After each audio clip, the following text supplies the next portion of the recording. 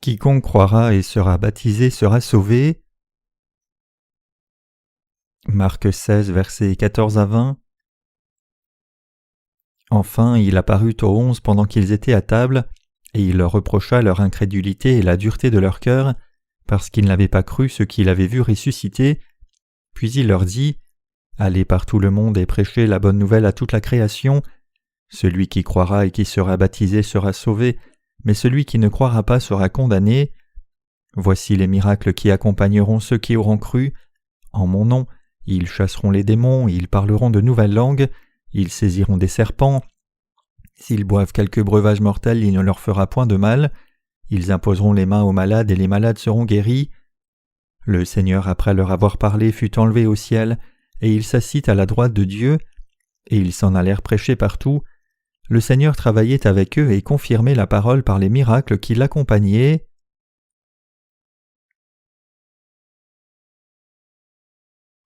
Il est écrit dans l'Évangile de Marc chapitre 16 verset 16 : « Celui qui croira et qui sera baptisé sera sauvé, mais celui qui ne croira pas sera condamné. » Nous devons connaître le secret de pourquoi devons-nous croire et être baptisés, écrit dans la lecture des Écritures d'aujourd'hui, et nous devons réfléchir profondément à la parole du Seigneur qui a dit : « Celui qui aura cru et aura été baptisé sera sauvé, et celui qui n'aura pas cru sera condamné. » Je répète que nous devons réfléchir attentivement à pourquoi un croyant est baptisé et pourquoi les incroyants sont condamnés par Dieu pour le prix de leurs péchés, et nous devons connaître la vérité du baptême de Jésus.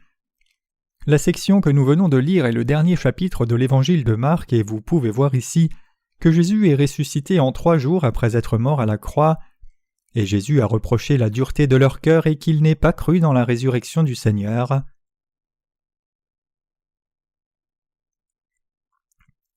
Nous devons d'abord avoir foi dans le fait que Jésus est ressuscité des morts. Notre Seigneur a été baptisé par Jean-Baptiste, est mort à la croix et ressuscité. Nous croyons que le Seigneur est ressuscité. Nous pouvons avoir l'espérance d'une nouvelle vie seulement si nous avons foi que le Seigneur est ressuscité des morts, mais nous ne pouvons même pas faire l'œuvre de Dieu si nous ne croyons pas que le Seigneur est ressuscité. Donc, nous pouvons mener une vie spirituelle seulement si nous avons la ferme conviction que le Seigneur est ressuscité. C'est l'espérance d'une nouvelle vie, que bien que notre chair meure un jour, notre chair et âme seront mortes, mais ressusciteront et recevront la vie éternelle puis demeureront dans le royaume des cieux éternellement. Puisque nous croyons que nous ressusciterons aussi, nous n'abandonnerons jamais notre vie spirituelle, peu importe quel genre de difficulté nous menace ou même si nous faisons face à la mort. Donc nous devons avoir la ferme croyance dans la résurrection du Seigneur. Si Jésus était resté mort après avoir été crucifié à la croix, quelle espérance aurions-nous ? Si cela arrivait, nous serions sans espérance. Il est ressuscité pour nous ramener à la vie. Il y a beaucoup de tombeaux célèbres dans ce monde et certaines de ces tombes sont très grandes. Vous savez probablement la taille des tombes des rois de notre pays. Vous avez peut-être aussi vu la tombe étonnante de Qin, l'empereur chinois à la TV. Combien de richesses et de gloire cet empereur Qin a dû avoir quand il était vivant puisque sa tombe est si splendide et énorme. Ils sont encore en train de déterrer ce site et les rapports de nouvelles découvertes étonnantes s'ajoutent encore. C'est la même chose pour les pharaons égyptiens. Les pyramides à Gaza sont si grandes que nous sommes assommés quand nous en apprenons plus à leur sujet. Cependant, peu importe combien ces tombes sont grandes, ils sont déjà morts. Vraiment et plus précisément, leurs corps ont été enterrés et enfermés dans ces grandes tombes avec l'espoir qu'ils soient ramenés à la vie. Cependant, ces gens ne sont jamais revenus à la vie. Peu importe combien ces rois étaient grands et ont profité de richesses, de gloire et de pouvoir, et combien ils ont accompli de choses durant leur vie, ils ont tous disparu de la mémoire des gens. Il reste comme une mémoire lointaine qu'il y avait tel et tel roi à une époque de l'histoire humaine. Cependant, notre Seigneur est le seul et unique Fils de Dieu qui est ressuscité des morts. C'est parce que Jésus-Christ était le Fils de Dieu qui est venu sauver les humains des péchés. Dieu le Père a enlevé la pierre qui bloquait l'entrée de la tombe de son Fils et a ramené son Fils à la vie et a donné une grande espérance et bénédiction à ceux qui croient en lui. Jésus est ressuscité pour nous ramener, nous croyants, à la vie à partir de la mort, et donc quand nous croyons au Seigneur comme Sauveur, nous devons avoir foi au fait que nous avons reçu la rémission des péchés en croyant dans l'évangile de l'eau et de l'esprit, mais nous devons aussi avoir foi dans la résurrection. Prêcher l'évangile de l'eau et de l'esprit de par le monde entier. Notre Seigneur a dit « Allez par tout le monde et prêchez la bonne nouvelle à toute la création ». Le Seigneur dit à ses disciples qui avaient reçu la rémission des péchés d'aller par tout le monde et de prêcher l'évangile à tous les gens, mais le champ d'activité des chrétiens aujourd'hui est très étroit.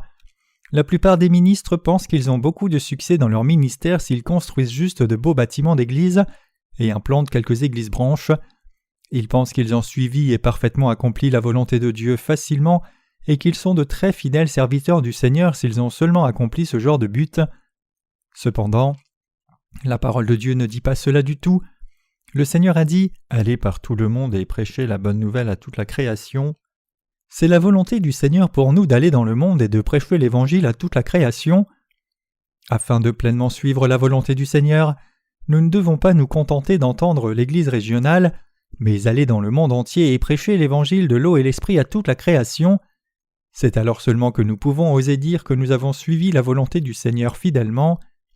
Autrement dit, quand nous prêchons l'Évangile, c'est plus grand et plus beau aux yeux de Dieu que nous prêchions l'Évangile aux étrangers, qui ne croient pas en Jésus correctement, que de faire seulement grandir nos propres églises.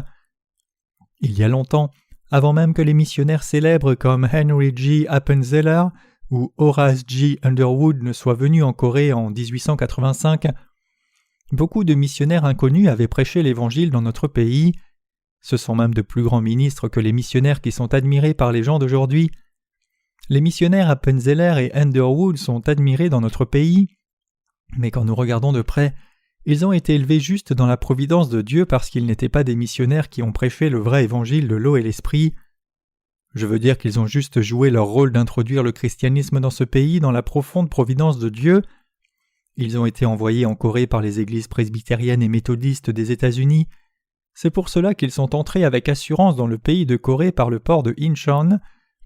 Qui a posé le pied le premier dans le pays, Underwood ou Appenzeller? Je demande cela parce qu'il y a une petite histoire sur leur arrivée. Les missionnaires sont descendus du bateau et sont venus par le pont de débarquement pour entrer dans le pays, mais les presbytériens et les méthodistes se sont disputés pour rire sur qui a posé le pied le premier dans le pays et qui est le prédécesseur ou le suiveur. Cependant, la première chose que les missionnaires ont réellement faite pour prêcher l'évangile de ce pays, c'était le ministère de la littérature. Les missionnaires britanniques qui étaient en Chine à cette époque ont fait beaucoup de ces choses. Les sociétés bibliques faisaient ce genre de ministère. Quoi qu'il en soit, ces missionnaires inconnus sont entrés en Chine et ont prêché l'Évangile et traduit la Bible en chinois premièrement. Ils ont aussi rencontré des Coréens en Chine et ont traduit la version chinoise de la Bible en langue coréenne. Et donc ils ont d'abord traduit seulement quelques pages de la parole de Dieu et l'ont amené en Corée pour en distribuer, et plus tard ils ont traduit l'Évangile de Matthieu ou l'Évangile de Jean, et ainsi de suite, et les ont amenés en Corée pour les distribuer aux Coréens. Ils ont traduit la parole de Dieu petit à petit et prêché l'Évangile progressivement comme cela, et un peu plus tard, les États-Unis, qui étaient l'un des pays les plus puissants à l'époque, a établi des relations diplomatiques avec la Corée, et les États-Unis ont finalement envoyé le missionnaire Horace N. Allen, un docteur, comme une partie de la politique des relations étrangères envers la Corée. Après cela, beaucoup plus de missionnaires sont venus en Corée et le christianisme s'est répandu en Corée par ce processus. Jusqu'à la fin du XIXe siècle, les Coréens ne connaissaient pas grand-chose de Jésus et le christianisme était nouveau pour eux, mais ils ont connu Dieu et le christianisme premièrement par le ministère de la littérature. À travers la littérature qui est venue dans ce pays depuis la Chine et par des portions de la Bible, les Coréens ont pu connaître le Seigneur en entendant ses sermons et aussi en lisant ses livres chrétiens. Bien sûr, au départ, seule la classe noble et les érudits de Corée qui avaient étudié la littérature classique chinoise pouvaient lire la Bible et accepter la parole du Seigneur. Tous les nobles de Corée avaient l'habitude d'étudier le confucianisme à travers les lettres chinoises que les gens communs ne pouvaient lire ou écrire. Mais la littérature chrétienne de l'époque était progressivement faite de Hangéul, les lettres coréennes, pour que tout Coréen puisse lire et comprendre la Bible et les livres chrétiens facilement. Ils l'ont fait ainsi pour que même les gens sans éducation puissent lire la Bible s'ils savaient au moins lire et écrire les caractères coréens.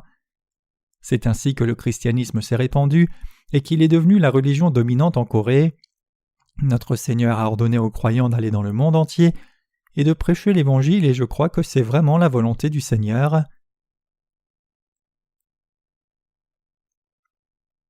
Est-ce donc d'une importance primordiale que les croyants en Jésus reçoivent le baptême? Le baptême est-il une obligation pour chaque chrétien? Nous arrivons à cette question. Le Seigneur a dit qu'une personne qui a reçu la rémission des péchés en croyant dans l'évangile de l'eau et de l'esprit doit être baptisée au nom du Dieu Trinitaire. C'est officiellement déclaré comme cela dans la lecture des Écritures d'aujourd'hui. Pourquoi Jésus a-t-il parlé de foi en son baptême et dit qu'un croyant devait absolument recevoir le baptême? Voici la raison. C'est parce que Jésus a pris tous nos péchés sur lui une fois pour toutes par le baptême qu'il a reçu de Jean-Baptiste quand il est venu nous donner la rémission de nos péchés. Jésus pouvait être crucifié à la croix et verser son sang à notre place parce qu'il avait pris tous nos péchés par le baptême qu'il a reçu de Jean-Baptiste. Donc ceux qui croient dans l'évangile de l'eau et l'esprit qui est la justice du Seigneur devraient être baptisés par cette foi. Le sang de Jésus et sa mort à la croix sont la punition pour nos péchés et le paiement du salaire de ces péchés. La croix est l'instrument d'exécution pour recevoir le jugement et payer le prix de ces péchés par une vie. Ce n'est pas un endroit où effacer nos péchés. Nous devrions payer le salaire de nos péchés par une vie expiatoire sur cet instrument d'exécution. C'est parce que notre Seigneur devait prendre nos péchés sur lui une fois pour toutes par le baptême qu'il a reçu de Jean-Baptiste et recevoir le jugement de nos péchés à notre place, selon la loi juste qui stipule « œil pour œil et dent pour dent ». Donc Jésus a reçu le baptême et est mort à la croix. La croix de Jésus est aussi importante que cela, mais nous recevons ce baptême de foi en croyant absolument que les péchés du monde ont été transférés sur Jésus quand Jésus a reçu le baptême de Jean-Baptiste. C'est parce que Jésus a expié tous nos péchés par son baptême. Donc le Seigneur a dit « Celui qui croira et qui sera baptisé sera sauvé, mais celui qui ne croira pas sera condamné. » Alors quelqu'un peut-il recevoir la rémission des péchés même sans croire que Jésus a réellement pris tous les péchés sur lui en étant baptisé par Jean-Baptiste? Il y a certaines personnes qui disent que l'on peut recevoir la rémission des péchés même sans croire au baptême de Jésus. Cependant, l'Écriture déclare que l'on ne peut pas recevoir la rémission des péchés sans croire au baptême de Jésus. Dans les Écritures, le Seigneur dit clairement qu'il n'y a pas de salut pour quiconque n'est pas né de nouveau d'eau et d'esprit. Pourquoi est-ce ainsi? Quiconque croit au baptême de Jésus reçu de Jean-Baptiste sera sauvé de tous ses péchés, mais quiconque ne croit pas l'évangile de l'eau et l'esprit ne peut pas recevoir la rémission des péchés. Le fait qu'une personne soit condamnée par le Seigneur signifie qu'elle a du péché dans son cœur. Une telle personne, peu importe combien elle est célèbre, a des péchés dans son cœur à cause de l'incrédulité dans l'évangile de l'eau et l'esprit, et reçoit donc le jugement comme salaire de ses péchés. Il y a de célèbres pasteurs et ministres dans le monde, comme Charles Finney, John Wesley, qui sont les fondateurs de l'Église méthodiste, ou le célèbre évangéliste de réveil Billy Graham des États-Unis. Ils sont très célèbres, n'est-ce pas? Cependant, ils ne croient pas ni ne prêchent le baptême que Jésus a reçu de Jean-Baptiste. Ils prêchent vraiment de façon fluide pour que tout le monde puisse l'accepter positivement. Tous les gens, pauvres et riches aussi, sont impressionnés quand ces prédicateurs parlent de leur philosophie de vie. Même les scientifiques pensent « Ouais, ils parlent vraiment de choses qui sont cohérentes avec ces principes naturels quand ils entendent les sermons. » Ces prédicateurs prêchent ces sermons de façon si impressionnante que leurs sermons touchent leur audience sans faute. Cependant, ils restent pécheurs parce qu'ils ne peuvent pas recevoir la purification de leurs péchés s'ils ne croient pas au baptême que Jésus a reçu de Jean-Baptiste. Peu importe combien quelqu'un est célèbre comme prédicateur de réveil ou évangéliste, un pécheur ne peut pas aller au ciel. Cela signifie qu'il est condamné par Dieu parce qu'il ne croit pas au baptême de Jésus. Jésus n'approuve pas ceux qui ne croient pas en son baptême. C'est exactement ce que cela signifie quand Jésus dit à ses disciples « Celui qui croira et sera baptisé sera sauvé, mais celui qui ne croira pas sera condamné, après être ressuscité des morts en 3 jours suite à la mort à la croix. » Ici, croire ne signifie pas que quelqu'un soit chrétien ou non, mais si quelqu'un croit ou non que Jésus a pris tous nos péchés sur lui une fois pour toutes par le baptême qu'il a reçu de Jean-Baptiste, et qu'il a payé tout le salaire des péchés par le sang précieux qu'il a versé à la croix. Vous avez cru au sang de la croix jusqu'à maintenant, mais avez-vous déjà entendu et cru que le baptême que Jésus a reçu de Jean-Baptiste est aussi très important? Bien que vous ayez cru au sang de Jésus qu'il a versé à la croix, avez-vous cru que le baptême de Jésus qu'il a reçu de Jean-Baptiste a effacé tous vos péchés? Cela signifie que nous ne pouvons pas recevoir le salut de nos péchés si nous ne croyons pas au baptême que Jésus a reçu pour porter tous nos péchés et les effacer complètement. C'est la vérité que Jésus a dite personnellement à ses disciples, et les disciples ont aussi partagé cette vérité avec leurs disciples. Puisque les gens ne croient pas encore au baptême que Jésus a reçu, ils ne peuvent pas recevoir ce vrai salut. Quand nous écoutons attentivement et objectivement les sermons de ces prédicateurs qui ne croient pas au baptême de Jésus, il n'y a que la condamnation des péchés qui menace chaque pécheur chrétien. Quand nous rencontrons ces gens qui sont fondés sur ce genre de sermons, nous pouvons voir qu'ils ont encore des péchés dans leur cœur. Ce genre de sermon rentre dans l'oreille comme une douce mélodie, mais l'on ne peut pas recevoir la rémission des péchés par ces sermons parce que l'évangile de l'eau et l'esprit n'est pas dans le cœur d'un tel prédicateur. Ainsi, il y a une grande différence entre un sermon d'un prédicateur né de nouveau, qui y connaît et croit au baptême de Jésus dans son cœur, et un sermon de quelqu'un qui ne croit pas. Le Saint-Esprit demeure dans le cœur d'une personne qui croit au baptême que Jésus a reçu et son sang à la croix comme son salut. Il y a une énorme différence entre un prédicateur qui a le Saint-Esprit dans son cœur et quelqu'un qui ne l'a pas. Même s'il prêche les mêmes sermons avec le même passage des Écritures, une personne qui a le Saint-Esprit dans son cœur prêche l'évangile de l'eau et l'esprit, et l'auditoire qui croit au baptême de Jésus comprend la vérité par un tel sermon. Le sermon d'un prédicateur né de nouveau est compris par tout l'auditoire né de nouveau. Cependant, peu importe combien une personne qui n'a pas le Saint-Esprit dans son cœur prêche de façon concise et simplement, c'est impossible qu'un auditoire ne naisse vraiment de nouveau. Un pécheur chrétien ne peut pas atteindre la foi correcte qui croit dans l'évangile de l'eau et l'esprit en écoutant des sermons d'un prédicateur qui n'est pas né de nouveau, parce qu'ils sont encore tous les deux dans un état où ils n'ont pas reçu la rémission des péchés. Il y a une si énorme différence entre le pouvoir et la foi de ces deux sortes de prédicateurs. La réponse serait claire si nous posions une question comme « Recevrons-nous le jugement pour nos péchés si nous ne croyons pas au baptême que Jésus a reçu de Jean-Baptiste comme nécessaire à la purification de nos péchés ?» Ceux qui ne croient pas en ce fait recevront le jugement comme salaire de leurs péchés. Les gens qui ne croient pas au baptême de Jésus insistent aussi sur le fait qu'ils croient en Jésus, mais la chose que le Seigneur veut trouver dans le cœur d'un croyant, c'est savoir s'il a du péché ou non, pas s'il croit en Jésus ou non. Donc le Seigneur regarde au péché de quelqu'un et dit qu'il a du péché. Autrement dit, le Seigneur voit si une personne a ou non la foi qui croit dans l'évangile de l'eau et l'esprit, et décide et juge si c'est ou non une personne qui ira au ciel ou pas.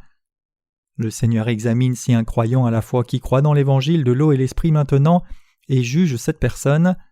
Aussi, Dieu juge quiconque a des péchés et les jette dans le feu de l'enfer.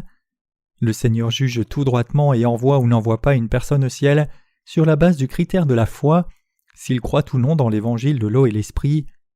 La décision finale que le Seigneur prend est un jugement véritable. Bien que nous prétendions croire en Jésus, le Seigneur nous juge en se basant sur le fait que nous croyons ou non au baptême que le Seigneur a reçu de Jean-Baptiste. Et le Seigneur nous juge et décide de notre destination éternelle selon que nous avons ou non le Saint-Esprit dans notre cœur en croyant dans l'évangile de l'eau et de l'esprit. Le Seigneur juge les gens selon le critère qu'il croit dans l'évangile de l'eau et l'esprit qu'il a accompli. Si quelqu'un ne croit pas cette vérité, il doit être jugé puis être jeté en enfer. Maintenant, vous pouvez avoir une question qui dit « Alors quelle est la relation entre la foi qui croit au baptême de Jésus et la demeure du Saint-Esprit dans le cœur de quelqu'un ?» La réponse est que ces deux concepts ont une relation qui se coïncide. Ceux qui croient seulement au sang de la croix seul n'ont pas le Saint-Esprit dans leur cœur parce qu'ils ont des péchés. Par contre, ceux qui croient au baptême que Jésus a reçu de Jean-Baptiste et au sang de la croix ont le Saint-Esprit dans leur cœur parce qu'ils ont reçu la rémission de tous leurs péchés par la foi. Une personne qui croit au baptême que Jésus a reçu de Jean-Baptiste, c'est-à-dire une personne qui croit que Jésus a pris tous les péchés de l'humanité quand il a été baptisé par Jean-Baptiste, a le Saint-Esprit dans son cœur parce qu'elle a reçu la rémission des péchés dans son cœur par cette foi. Donc il y a une relation directe entre la demeure du Saint-Esprit et la foi qui croit au baptême que Jésus a reçu de Jean-Baptiste. C'est la raison pour laquelle nous devons mettre l'accent sur cette parole au sujet du baptême de Jésus.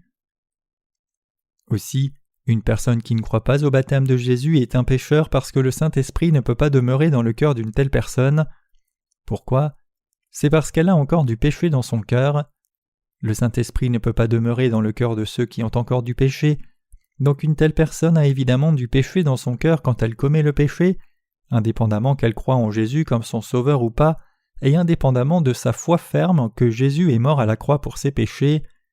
Une telle personne ne reconnaît pas qu'elle est un pécheur destiné à l'enfer dans la présence de Dieu. Une telle personne se reconnaît comme un moindre pécheur, mais il n'y a pas de moindre pécheur dans la présence de Dieu.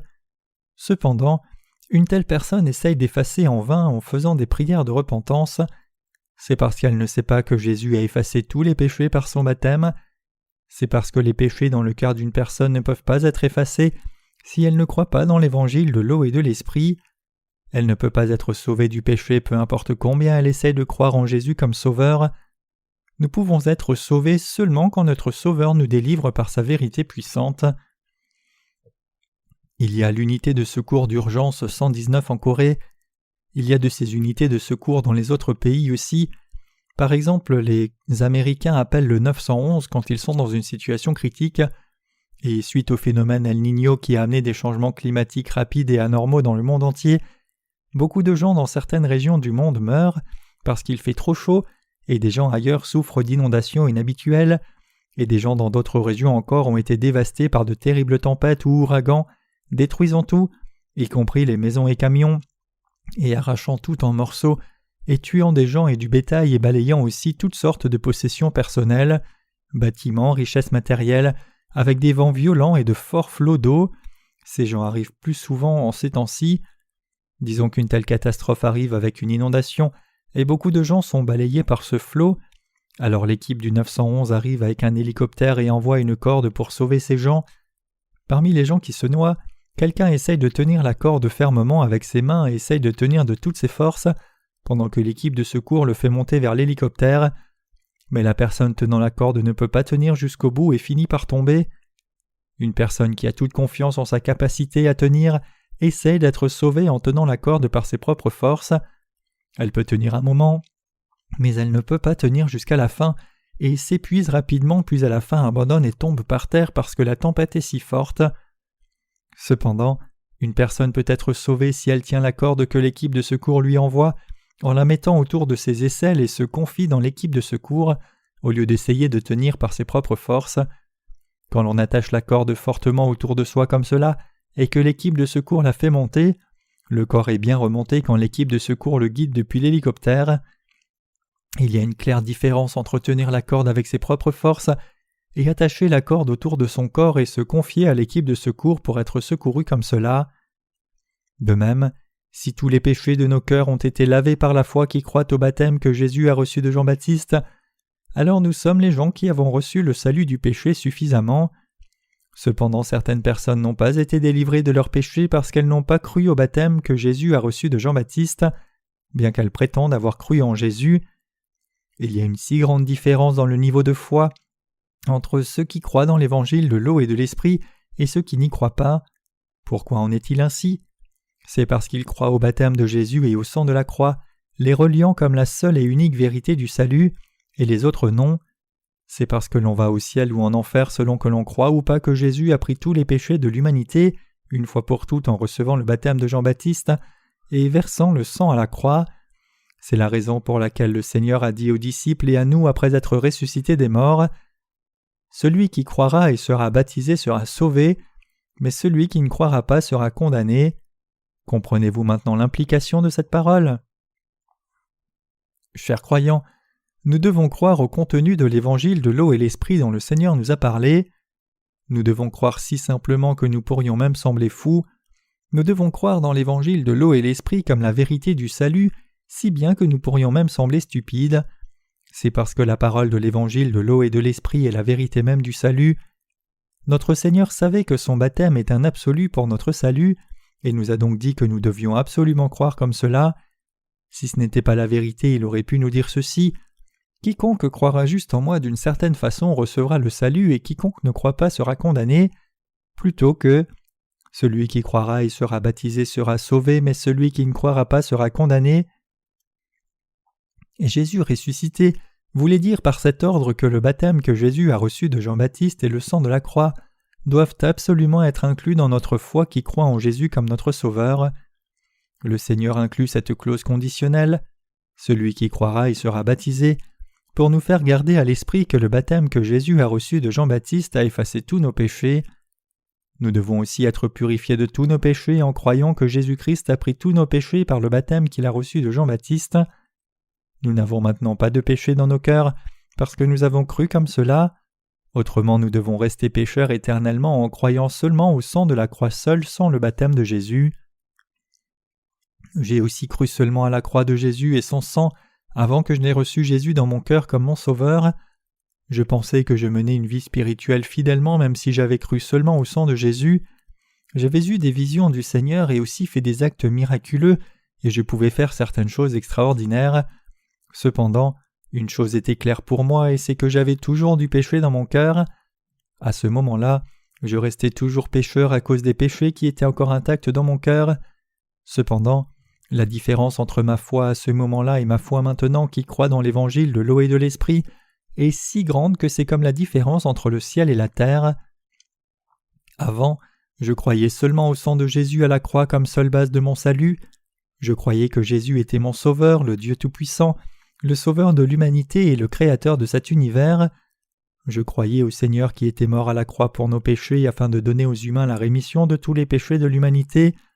Vraiment, je croyais en Jésus comme le sauveur à ce moment-là de la même façon que j'y crois maintenant. Cependant, les péchés que j'avais commis n'étaient pas expiés du tout et restaient toujours dans mon cœur quand je croyais seulement au précieux sang que Jésus avait versé à la croix. Et il semblait que ces péchés étaient effacés à chaque fois que je faisais des prières de repentance. Mais quoi qu'il en soit, les péchés étaient marqués dans mon cœur et restaient dans mon cœur à la fin. À ce moment-là, pas un jour ne passait pour moi où j'ai été absolument libre de mes péchés. Même si je croyais en Jésus fidèlement le matin, j'étais attrapé par le péché comme pécheur dans mon cœur quand je faisais quelque chose de mal l'après-midi, et je ne pouvais pas être libéré de mes péchés même pendant un long moment, tout en faisant mes prières de repentance chaque jour. Regardant en arrière maintenant, je ne savais même pas que j'allais en enfer, car je n'avais pas vraiment réalisé que j'avais des péchés dans mon cœur à ce moment-là. Je me considérais juste comme un moindre pécheur à l'époque, mais après avoir réalisé ce qu'est la loi, c'est-à-dire après avoir su combien la parole et la loi de Dieu sont strictes, j'ai connu ces graves péchés que j'avais, et j'ai réalisé que ces péchés que je commettais encore restaient intacts dans mon cœur, sans être complètement rachetés, peu importe combien je faisais des prières de repentance avec ardeur chaque jour.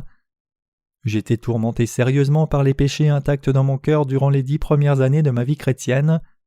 Cependant, une grande transformation spirituelle m'est arrivée. Par sa miséricorde, Dieu m'a rencontré par l'évangile du baptême de Jésus et son sang à la croix, et je l'ai saisi comme mon salut.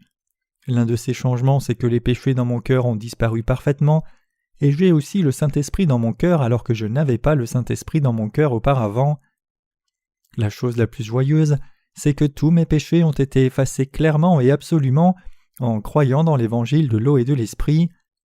Bien que je sois une personne si insuffisante qui est toujours prompte à commettre le péché, et bien que j'ai tant de limites, je suis une personne purement juste sans aucun péché, parce que le Seigneur a déjà expié tous mes péchés et m'a donné la rémission des péchés parfaitement, seulement si je ne renie pas le baptême de Jésus-Christ et le sang de la croix, et seulement si je crois en cette parole dans mon cœur et j'ai un cœur reconnaissant, au lieu de renier cette parole.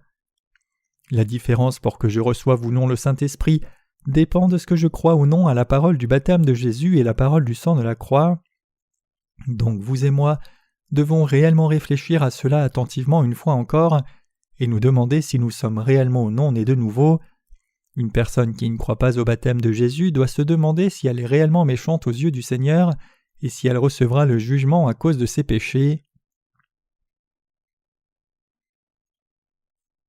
Une personne peut-elle recevoir le salut du péché sans croire au baptême de Jésus? Vous devez vous demander si vous pouvez recevoir la rémission des péchés dans votre cœur et le Saint-Esprit, même si vous ne croyez pas dans l'évangile de l'eau et de l'esprit, et vous devez répondre à cette question sur la base de votre foi. Les Écritures déclarent que la justice même de Dieu est la parole de vérité qui nous conduit au salut.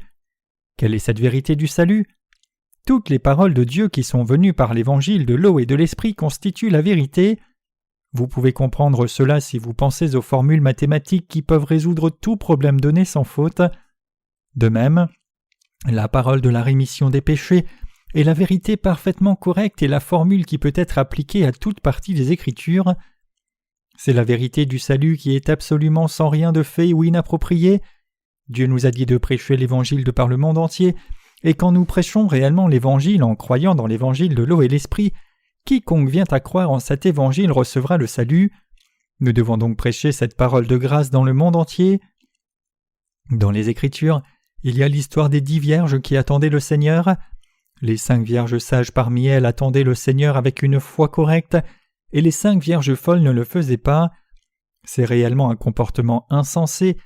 La plupart des chrétiens pensent encore qu'ils peuvent certainement aller au ciel parce qu'ils ont cru en Jésus ardemment, même s'ils ont encore du péché dans leur cœur, mais c'est juste une formule doctrinale que les humains ont inventée, et non une formule de vérité donnée par Dieu.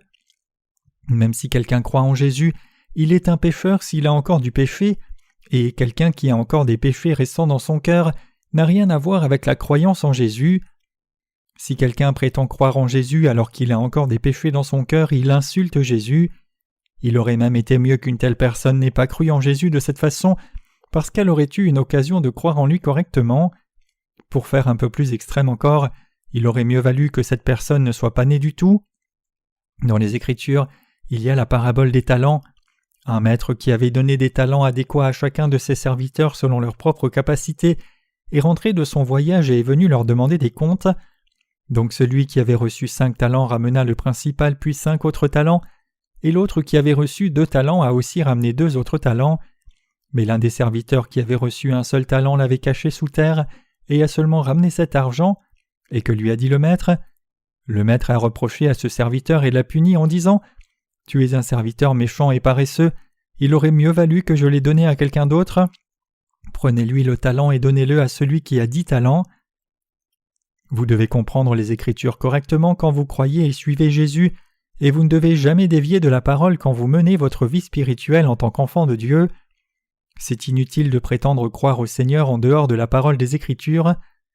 Toute personne dans le monde entier lira notre premier livre intitulé « Êtes-vous réellement né de nouveau d'eau et d'esprit ?» et réaliseront « C'est merveilleux, c'est ainsi que je reçois la rémission de mes péchés. » Cependant, s'il y a quelque chose qu'ils ne peuvent pas comprendre parfaitement dans notre premier volume, je les exhorte à parcourir notre second volume. Ils peuvent au moins réaliser que leur foi est fausse s'ils contemplent profondément pourquoi le Seigneur a dit cela en lisant le second volume de nos livres chrétiens, et ils réaliseront qu'il y a réellement beaucoup de faux enseignements et doctrines dans la théologie chrétienne de ce monde aujourd'hui. Tant de gens de par le monde entier visiteront notre site web et seront en contact avec notre Église afin de résoudre leurs nombreuses questions religieuses. Quiconque a lu l'un de nos livres ne dira pas juste des choses comme « Vous pouvez recevoir le salut si vous croyez juste d'une façon en Jésus ». Jusqu'à maintenant, beaucoup de chrétiens disent de telles choses. Pourquoi nous qui sommes nés de nouveau devrions-nous marcher sur ce chemin étroit, le chemin difficile et dur, si nous avons cru en Jésus d'une façon si aveugle et prêché Jésus comme cela? Pourquoi devrions-nous passer des difficultés comme cela? Je ne dis pas que nous avons raison juste parce que nous marchons sur ce chemin étroit. Plutôt, je dis que nous devons croire et suivre parce que l'évangile de l'eau et de l'esprit est la seule vérité du salut, puisque les Écritures en parlent constamment comme étant vraies. Je veux envoyer beaucoup de nos livres aux États-Unis et trop de pays européens aussi, particulièrement en Allemagne, où la critique la plus élevée s'est trouvée dans le champ de la théologie. Peu importe combien de chrétiens étudient la théologie, ils ne peuvent pas recevoir le salut des péchés parce qu'ils ne peuvent pas être purifiés de leurs péchés s'ils n'ont pas la foi qui croit dans l'évangile de l'eau et de l'esprit. Comme ils ont cru en vain tout en prétendant croire en Jésus, ils peuvent finalement recevoir le salut du péché parfaitement et donc recevoir le Saint-Esprit en cadeau et être reconnus comme enfants de Dieu, seulement s'ils croient absolument au baptême de Jésus et son sang expiatoire à la croix. L'œuvre du Saint-Esprit se révèle à ses saints. Seuls ces gens peuvent prêcher l'évangile de l'eau et l'esprit dans le monde entier.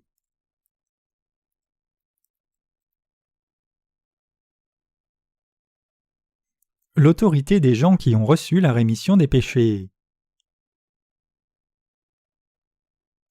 Maintenant, regardons à la parole de l'Évangile de Marc chapitre 16 à partir du verset 17.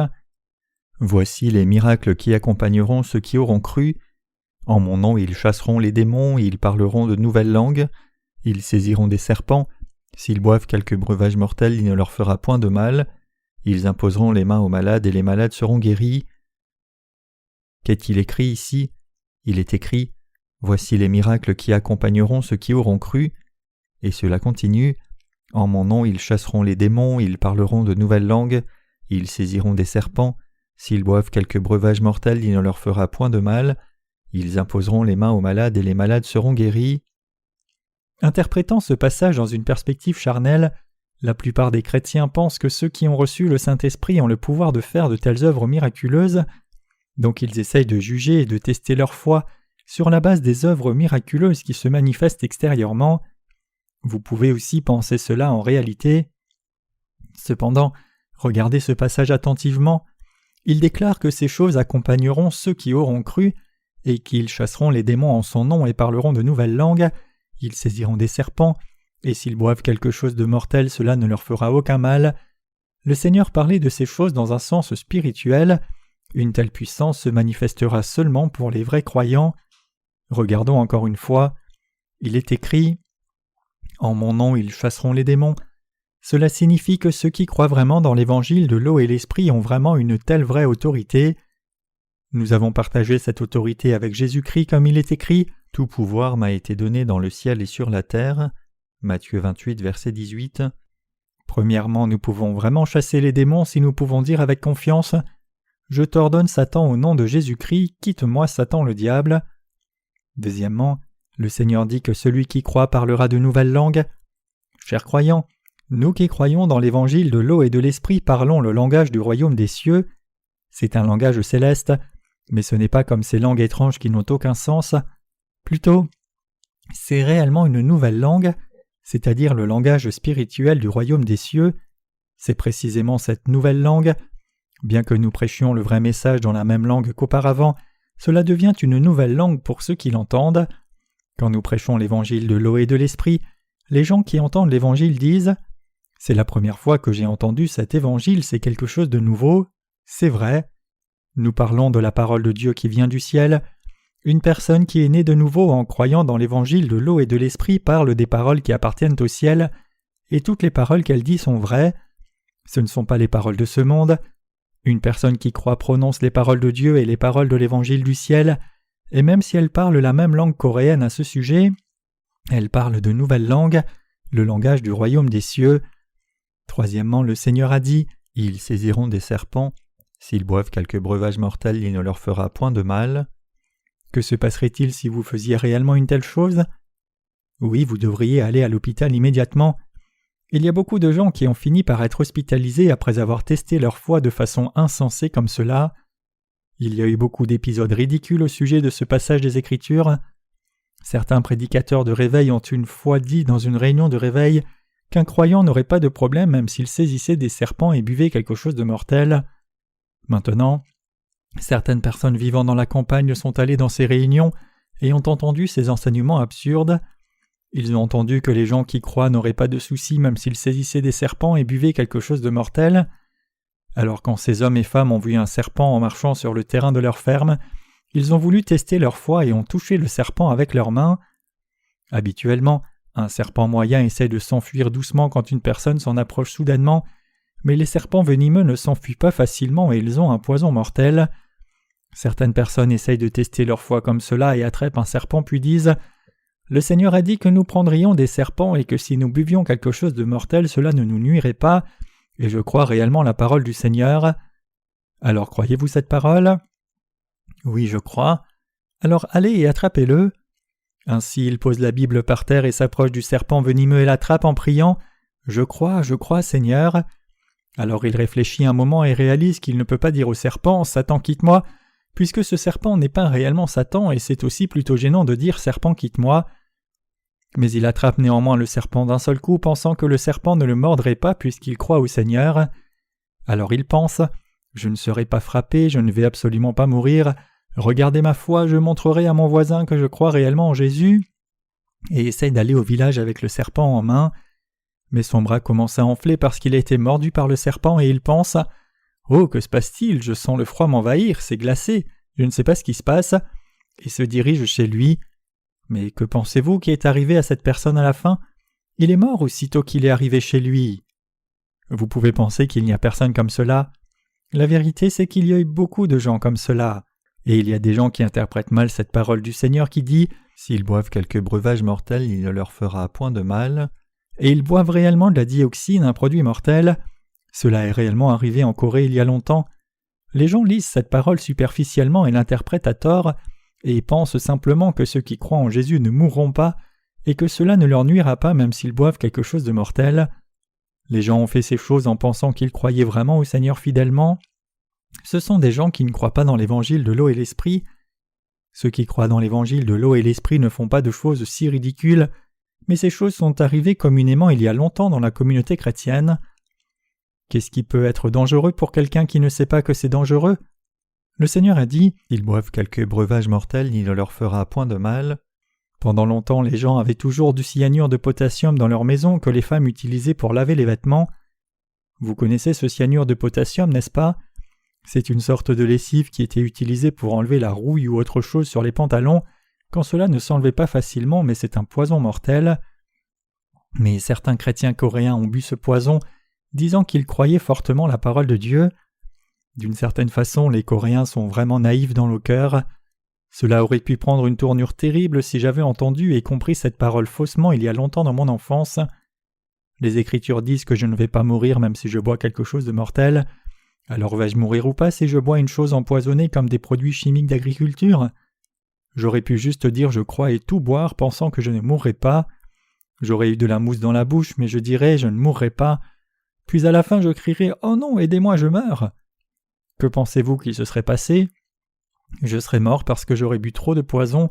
Ces choses sont réellement arrivées tant de fois.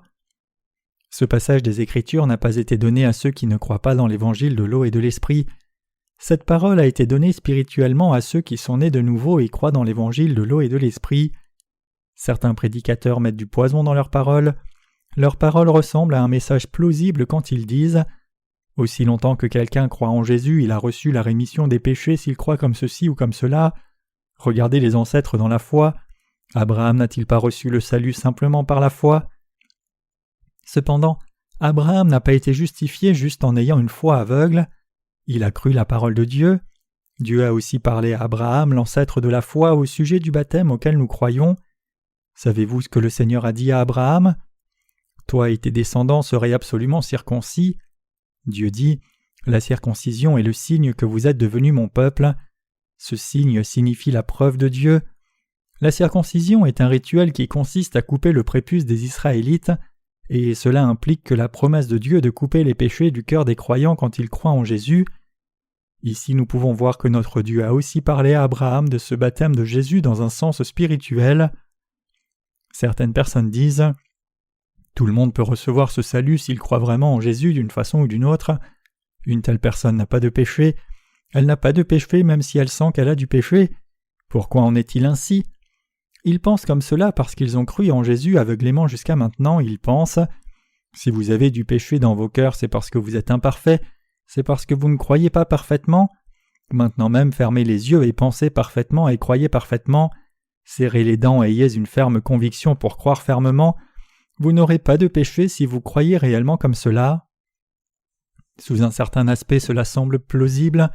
Cependant, ces péchés ne disparaissent pas peu importe comment quelqu'un croit jusqu'à la mort par lui-même s'il ne croit pas en l'évangile de l'eau et de l'esprit. Il n'y a pas de moyen qu'il ne devienne sans péché.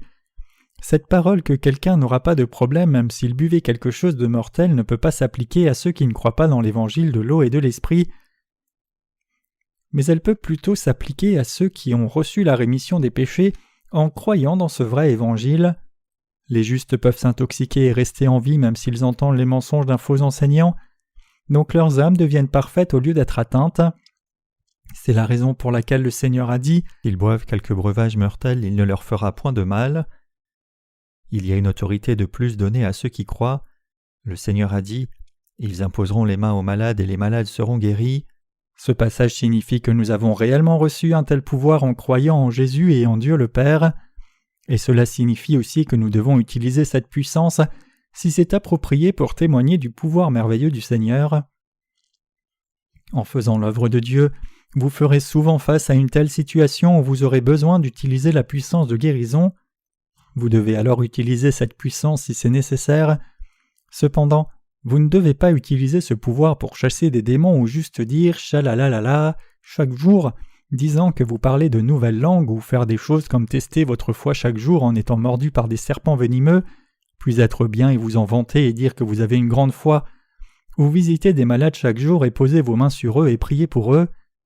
Toute puissance et autorité mentionnée ici nous est donnée à nous qui avons reçu la rémission des péchés pour la prédication de l'Évangile en vivant dans ce monde. Le Seigneur nous a donné de telles capacités pour bien faire le ministère et révéler l'Évangile du Seigneur en entier. Chers croyants, nous devons vivre par la foi avec une telle orientation. Il est écrit « Et ils s'en allèrent prêcher partout.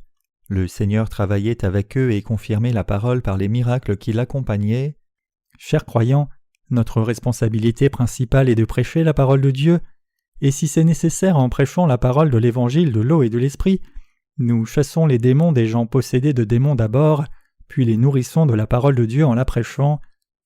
Les Écritures déclarent que de telles œuvres se manifestaient réellement elles-mêmes quand les disciples prêchaient la parole de l'Évangile. Il est dit que le Seigneur leur a donné une puissance étonnante. Nous parlons effectivement ce nouveau langage du royaume des cieux. Néanmoins, nous devons sauver les âmes de par le monde, vaincre les esprits méchants et étendre le royaume du Seigneur en prêchant cet évangile authentique, et nous devons faire cette œuvre avec la foi que le Seigneur est avec nous quand nous faisons ces œuvres justes. Chers croyants, croyez-vous que Jésus-Christ est venu dans ce monde et a effacé tous nos péchés par son baptême et nous a sauvés en mourant à la croix? Alors croyez-vous que vous pouvez recevoir le salut sans croire au baptême de Jésus? Ce vrai évangile n'est pas la doctrine de notre congrégation. Nous sommes la dénomination de Jésus, cela signifie que nous devons croire exactement ce que Jésus a dit. Le Seigneur dit « Je suis venu jeter un feu sur la terre et qu'ai-je à désirer s'il est déjà allumé » Luc 12, verset 49. Ce serait bien si le feu brûlait fortement, mais le Seigneur est très frustré parce qu'il ne brûle pas bien. Même de mon point de vue, je suis aussi frustré. Tant de gens dans ce monde, chrétiens et non chrétiens aussi, ne croient pas correctement et croient plutôt juste ce qu'ils veulent croire, sans l'évangile de ce baptême de Jésus et son sang à la croix qui nous a sauvés suffisamment. Ils croient beaucoup de doctrines absurdes aveuglément avec la Bible fermée. Il n'y a pas de mots pour décrire combien je suis frustré de cela. Que devons-nous faire dans de telles circonstances? Je suis certain que nous devons prêcher cet évangile de l'eau et l'esprit en ordre et scrupuleusement. Au lieu de penser que l'évangile de l'eau et l'esprit a été prêché de par le monde entier grandement, nous devons garder à l'esprit que nous avons juste fait les premiers pas et que nous allons vraiment commencer à prêcher l'évangile à partir de maintenant. Nous avons en réalité juste commencé. Il y a tant de choses que nous devons faire. Nous devons prêcher l'évangile vrai et parfait aux chrétiens et non chrétiens aussi, et il viendra un temps où nous devons utiliser la puissance que Dieu nous a donnée quand une ère critique viendra. Maintenant même, Satan cause toutes sortes de troubles au point que cela sera confus et étrange si nous manifestons ce pouvoir sans limite maintenant même. Nous ne devons jamais tomber dans le piège de mettre en spectacle notre ministère qui nous rendrait arrogants. Plutôt, nous devons prêcher constamment l'Évangile de par le monde entier cette année et pendant les années à venir, aussi longtemps que le Seigneur nous le permet. Il est dit que le Seigneur travaillait avec eux quand les disciples allaient partout en prêchant l'Évangile. Le Seigneur a témoigné de sa parole comme étant vraie en montrant des signes qui les accompagnaient. Je crois que Dieu fera de telles choses en ce temps. Même aux États-Unis, nos ouvriers du ministère sont allés y prêcher l'Évangile. Quand je vais à l'étranger, la Corée me manque toujours et je pense que la Corée est le pays le plus merveilleux. Peu importe combien un pays étranger est bien, il n'y a pas d'endroit comme notre pays natal. Nous allons dans un pays étranger avec le sentiment de l'appel à prêcher l'Évangile, non parce que nous aimons mieux un pays étranger. Peu importe combien il semble bien, ce n'est pas si bien que nous le pensons. Même si l'environnement est si beau, les serviteurs qui travaillent aux États-Unis pensent toujours aux serviteurs de Dieu qui travaillent dans l'Église en Corée. C'est la même chose même s'il y a beaucoup d'âmes à qui nous devons prêcher l'Évangile. Pour être réaliste, pour que les semences que nous avons semées là-bas poussent, il y a encore beaucoup de problèmes qui doivent être résolus, et donc nous devons nous aider les uns les autres et dépendre les uns des autres pour que l'Église là-bas s'étende et grandisse puissamment. Autrement, elle ne peut pas grandir aussi vite que nous l'attendons si nous la laissons seule. Cela peut réellement être ennuyeux et difficile quand les ministres vont à l'étranger, donc c'est une mentalité humaine normale qu'ils désirent s'assimiler aux gens là-bas et vivre comme ces gens si possible. Cependant, nos missionnaires ne peuvent pas devenir comme eux s'ils ne croient pas dans l'évangile de l'eau et l'esprit, ou s'ils croient juste de façon similaire. Quoi qu'il en soit, la seule chose que nos missionnaires peuvent faire, c'est garder leur foi et réellement semer la semence scrupuleusement avec foi, comme le Seigneur y instruit dans les Écritures, bien que cela puisse sembler un processus lent. Alors le fruit de l'Évangile va mûrir dans le monde entier très rapidement. L'expansion de l'Évangile a avancé à la vitesse d'un escargot parce que les gens ont commencé le ministre de l'Évangile trop vite, disant juste à quelqu'un de croire en Jésus aveuglement pour qu'il puisse aller au ciel. On construit des bâtiments d'église à la hâte, puis rassembler et envoyer des missionnaires rapidement. Nous ne devons pas faire l'œuvre de Dieu en étant pressés comme cela. Quand nous prêchons l'Évangile du Seigneur, nous devons le faire précisément et nous ne devons pas juste transmettre certaines choses qui ne sont pas importantes. Nous devons toujours prier pour la mission à l'étranger et soutenir ce ministère par la foi. Du point de vue des gens de ce monde, il peut sembler que nous ayons fait quelque chose de grand. Cependant, du point de vue de Dieu, nous n'avons rien fait de grand. Plutôt, nous avons juste commencé à faire les tout premiers pas. Nous n'avons rien fait encore de significatif. Nous avons travaillé très dur, mais il n'y a pas encore de résultats considérables. Le monde est grand et il y a beaucoup d'œuvres spirituelles à faire. Mais la chose importante dans ce monde, c'est savoir si nous croyons ou non, si nous suivons ou non la vérité de Dieu, et si nous suivons le monde ou le Seigneur. Il peut seulement y avoir l'un ou l'autre.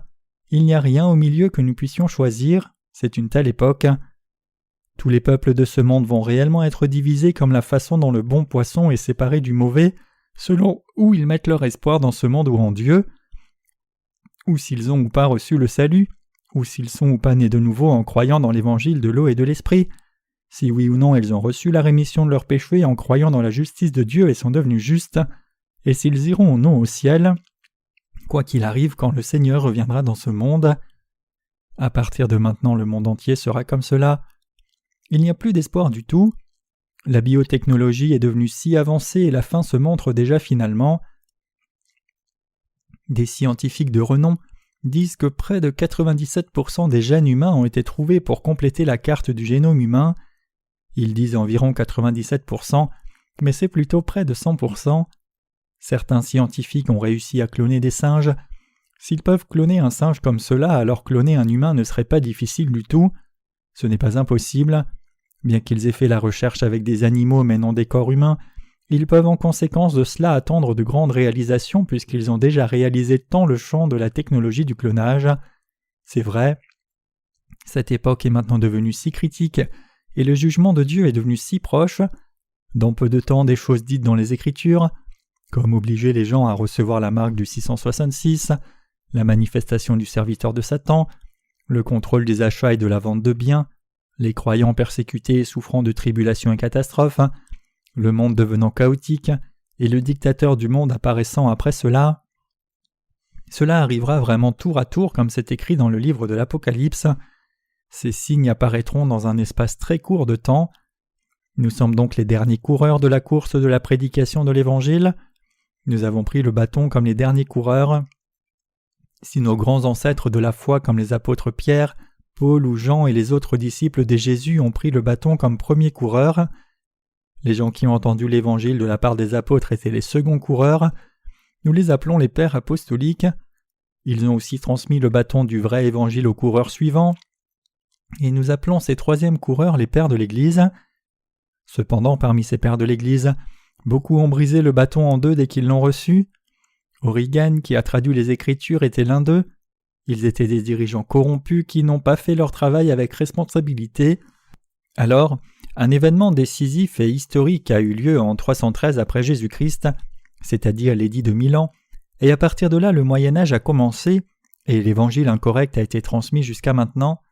Mais Dieu a recommencé la course du vrai évangile en ces derniers temps. Il nous a confié la prédication de l'évangile de l'eau et de l'esprit. Donc maintenant nous avons pris le dernier bâton. Donc nous sommes les derniers coureurs qui prêchons cet évangile authentique de par le monde. L'œuvre de l'évangile sera manifestée davantage dans les derniers jours qu'elle ne s'est accumulée jusqu'à maintenant. L'évangile sera prêché à davantage de gens dans les derniers jours qu'il n'a été prêché jusqu'à présent, et plus de gens recevront le salut en ces derniers jours que le nombre d'âmes qui ont reçu le salut jusqu'à présent, et c'est pour cela que nous avons vraiment tant de travail à faire. Vous devez le savoir. Donc nous devons prêcher l'Évangile diligemment aux gens de ce monde systématiquement pendant que c'est encore possible. Bien que la semence de ce vrai Évangile ne fleurisse pas volontairement dans tous les pays, elle fera bientôt des bourgeons si nous fertilisons la terre et travaillons dur comme cela. Je crois que beaucoup de gens de ce monde viendront à la foi à travers nous et que l'œuvre du Saint-Esprit se manifestera puissamment et que la foi des gens deviendra forte et que toutes choses s'accompliront selon sa parole. Donc nous devons prêcher l'Évangile en ce temps avec un tel sens de l'appel et de la foi. Les gens de ce monde sont prompts à se vanter d'eux-mêmes, se comparant les uns aux autres. Le monde n'est pas plus grand que l'Évangile de Jésus. Qu'est-ce qui est plus précieux que l'amour et le salut que Jésus nous a donné ? Peu importe combien une personne parle merveilleusement et peu importe combien de pouvoir elle a, Jésus est le seul Seigneur qui a accompli la plus grande réalisation pour l'humanité. Personne dans le monde ne peut accomplir une aussi grande réalisation pour toute l'humanité. Nous devons accomplir la mission que Dieu nous a donnée maintenant fermement, avec la foi et une vision à long terme. Le monde est grand, mais il peut aussi être très petit quand nous continuons de faire notre travail fermement. Nous pouvons faire l'œuvre de l'Évangile doucement au départ, mais nous pouvons être très occupés une fois qu'elle prend de la vitesse. Autrement, si nous nous jetons dans l'œuvre de la prédication de l'Évangile dans le monde entier sans aucune préparation, ou essayons de prêcher l'Évangile pour correspondre au goût des peuples du monde, nous échouerons finalement. Nous avons un aspect positif que les autres n'ont pas. Nous sommes assez forts pour vaincre quiconque s'oppose à nous parce que nous croyons dans cette parole. Nous devons avoir de l'assurance en disant « Êtes-vous sarcastique ? Bien, faisons un face-à-face si vous n'êtes pas d'accord avec nous. Montrez ce qui est faux et défiez-le. Voyons quelle est réellement la vérité avec la Bible grande ouverte. » Bien, en même temps, l'une de nos familles de missionnaires va aller aux États-Unis bientôt, et quand ils vont ouvrir un centre de distribution là-bas, nous enverrons nos livres et distribuerons les livres dans tout ce grand pays, aussi bien que dans le monde. Il y a certains avantages à faire cela parce que les frais postaux sont moins chers que d'envoyer depuis la Corée, et donc nous pouvons prêcher la parole de vie encore plus efficacement comme cela, et nous pouvons aussi distribuer les livres dans d'autres pays à partir des États-Unis à moindres frais postaux. C'est très cher d'envoyer des livres à l'étranger à partir de notre pays, mais il y a beaucoup d'avantages si nous les envoyons directement des États-Unis. Nous devons faire cette œuvre fidèlement et diligemment aussi cette année. Nous allons travailler sur l'Évangile par l'agriculture cette année et rendrons compte au Seigneur à la fin de l'année et rendrons grâce à Dieu de nous avoir utilisés dans cette tâche précieuse. Et puis nous prierons pour les choses que nous devons faire l'année suivante. Planifions cette année comme l'année pour partager beaucoup et semer beaucoup, et nous ferons un peu plus l'année prochaine et travaillerons aussi environ 2 années de plus diligemment comme cela. Le Seigneur nous permettra de commencer à moissonner aussi, tout en semant continuellement. Croyez-vous cela ? Nous devons prêcher l'Évangile de l'eau et l'Esprit à notre propre façon selon la parole de Dieu, au lieu de suivre les voies des gens du monde. Amen.